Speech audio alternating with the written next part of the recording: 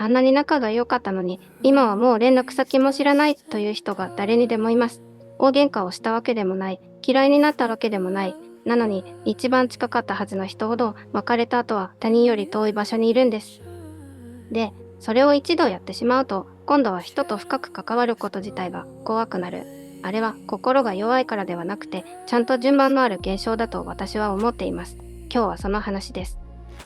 秒速5センチメートルというアニメ映画があります。遠野隆樹と篠原あかり。小学校の教室で出会った二人は、お互いだけが世界の全部みたいな距離で生きていました。けれど、あかりの転校で二人は離れ離れになります。二人をつないだのは手紙でした。中学1年の雪の夜、高木は電車を乗り継いであかりに会いに行きます。桜の木の下で、また一緒に桜を見られたらいいねと約束して別れる。二人の心が一番近かった瞬間です。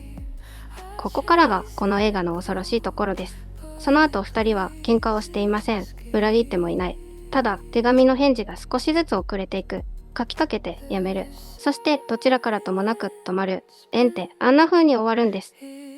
大人になった高木は誰と付き合っても心がそこにない人になっています。携帯で宛先のないメールを打っては消す。彼は人を嫌いになったのではなくて、人と深く関わる場所から静かに退いたんです。ところで同じ愛の終わりでも全く違う壊れ方があります。犬夜叉の帰郷です。人間の御子と海洋の犬夜叉は立場を超えて愛し合い、一緒に生きる約束までしていました。それを壊したのが奈落です。奈落は犬夜叉の姿で桔梗を襲い、桔梗の姿で犬夜叉を裏切る。たったそれだけの仕掛けで共に生きるはずだった愛が一日で憎しみに判定します。桔梗は愛した相手に矢を放ち、封印して自分も命を落とす。注目してほしいのは、憎しみの深さが愛の深さとぴったり同じだったことです。どうでもいい相手なら矢は放ちません。愛が大きいほど裏切られた時の判定も大きい。愛の隣には最初から憎しみが住んでいるんです。もう一人、4月は君の嘘の有馬昴生です。彼は母を亡くしたショックでピアノの音が聞こえなくなります。あんなに好きだった音楽から退いて灰色の毎日を送る。関わるのが怖くなった側の教科書みたいな状態です。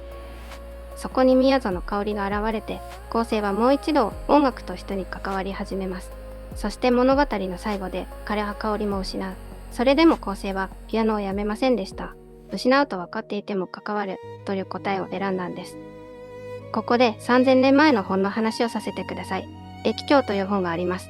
人間に起きる変化のパターンが64個順番に並べて記録されている古代中国の意思決定の参考書のようなものです。その31番目に観という形があります。2つの気持ちが惹かれ合う恋愛のパターンです。32番目がこう、ずっと続く、司会の言葉そのままの並びです。ただ、こうの説明には妙なことが書いてある。続くとは生死ではない。止まることは交代であると。高木とあかりの縁が死んだのは気持ちが冷めた瞬間ではありません。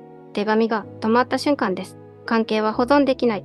動き続けている間だけ続いている。3000年前の本はその仕組みを一行で言い当てていたことになります。そして今回の主役はその次です。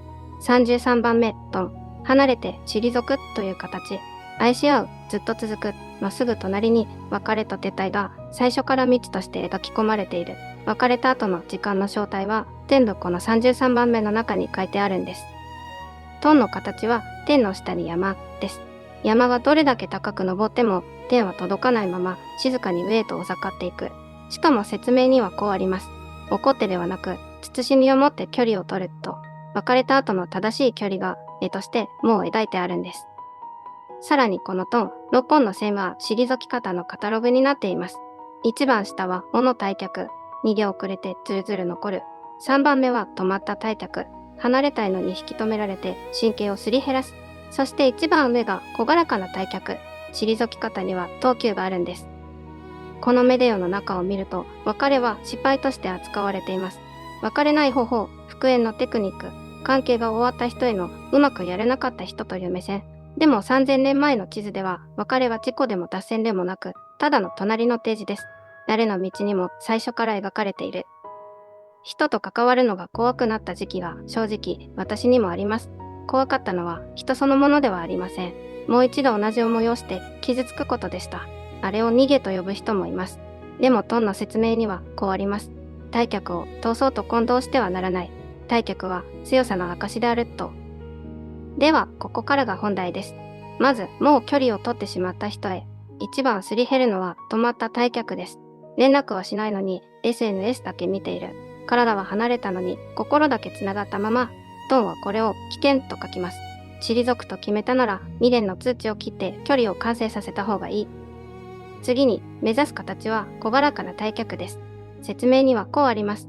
内側で手放しが済んだ時、人は自由にされて、道が晴れて朗らかさがやってくると、相手を悪者にする必要はありません。恨みは退却を完成させないための最後の鎖です。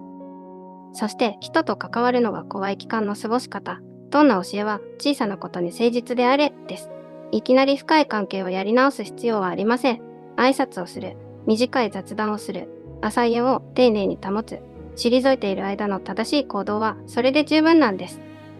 最後に力の戻し方です。トンの次の34番目には体操、力が戻るという形が置かれています。ただしその最初の今日は戻った力でいきなり突進すると今日、後世が大舞台ではなくもう一度鍵盤に触れるところから始めたようにゆっくりでちゃんと間に合います。愛し合うことと別れて退くことは3000年前から隣に並んでいます。退いた人は地図の外に出たのではありません。33番目というちゃんと名前のある道の上にいて、次のページはもう決まっている。人と関わるのが怖いあなたは終わった人ではありません。次に力が戻るページの一番近くにいる人です。